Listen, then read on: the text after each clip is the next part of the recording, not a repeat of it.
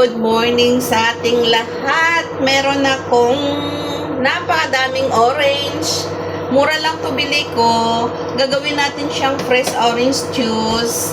Hiwa-hiwain lang natin siya. Slicein natin siya. Naumpisahan ko na pala, ayan.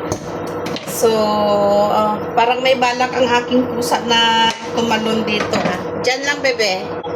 Pinalabas ko muna ang aking pusa.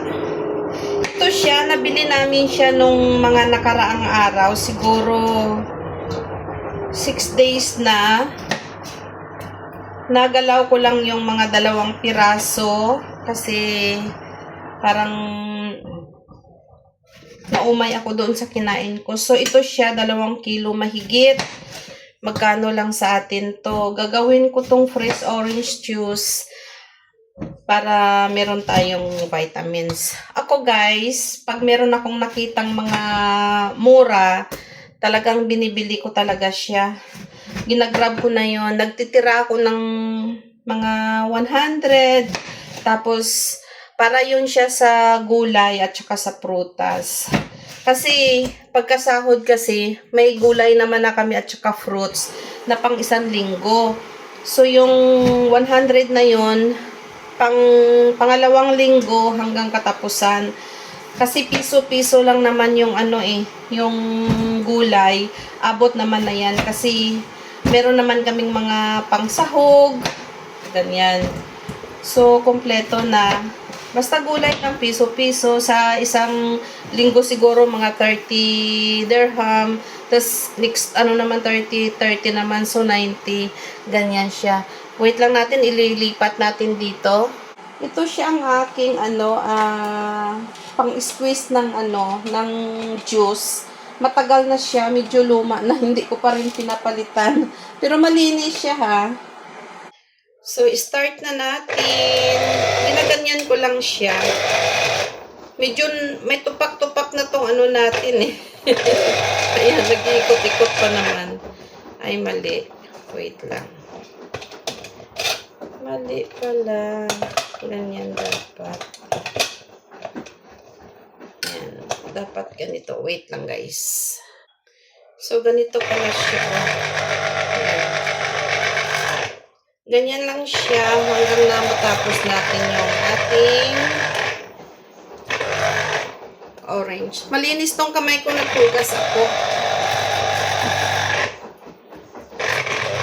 Pag sa kusina ka kasi maya-maya ka naman naghuhugas. Ito siya, para bukas namin to. Pin-repair ko lang kasi, pag almusal, ito yung almusal namin bukas. Ayan. So, ubusin ko muna to. Tapusin ko muna. So, meron na tayong nagawa, konti. Ayan.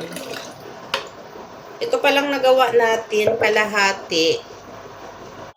So, ito yung pangalawa. Ayan. Ito yung pangalawa natin. Ay, almost puno na. Pero meron pa tayong natira. Ubusin natin. So, yun guys. Ito yung sobra. Ito yung huli. Ayan, nilagay ko na lang sa baso at puno naman na yung So, 1 baso pa pala. Malaki naman na siya.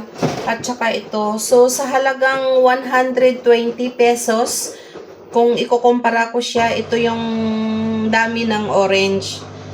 Hindi muna ako inom. Painom ko to sa asawa ko kasi. Para may vitamin siya. Ito naman siya bukas sa amin.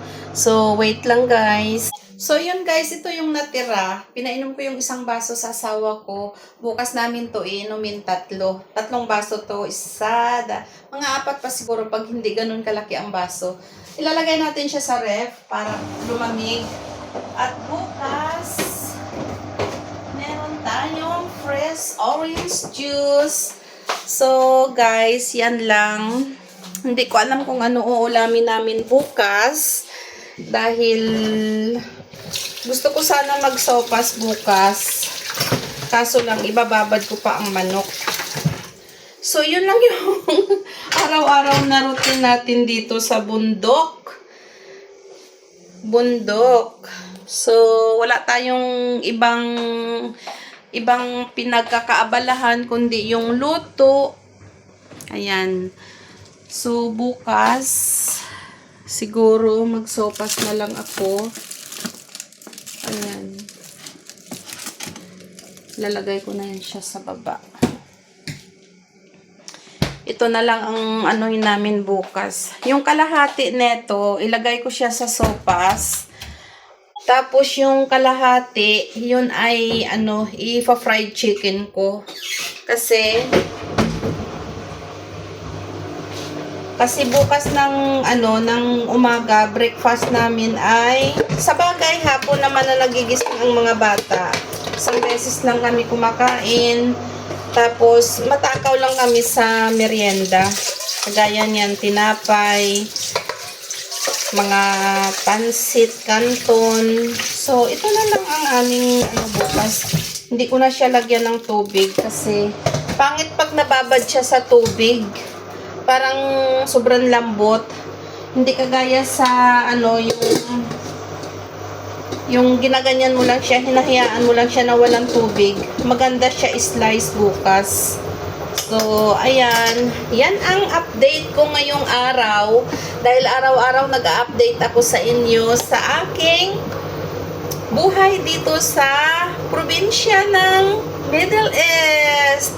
So, ayan, may na-upload na ako dyan na bundok kung saan kami malapit. Malapit lang talaga sa bahay namin yan. So, yan guys. Hanggang dito na lamang ang aking munting kwento para ma-share ko din sa inyo ang aking life dito sa UAE. So, ayan. Nandito tayo dahil nagtsatsaga, naghahanap buhay. Ayan pala siya guys. Ito yung almusal ng mga bata bukas at saka ito. Tas itlog, yun lang. So may natira pa. Isa, dalawa, tatlo. Sakto. Kami, isang pares. Sakto. Talagang sakto. So, yan lang guys. Ang update ko sa inyo dahil ang reyna ng kusina ay chismosa sa araw-araw naming gawain dito sa bahay. So, bye-bye! Have a nice day! Bye!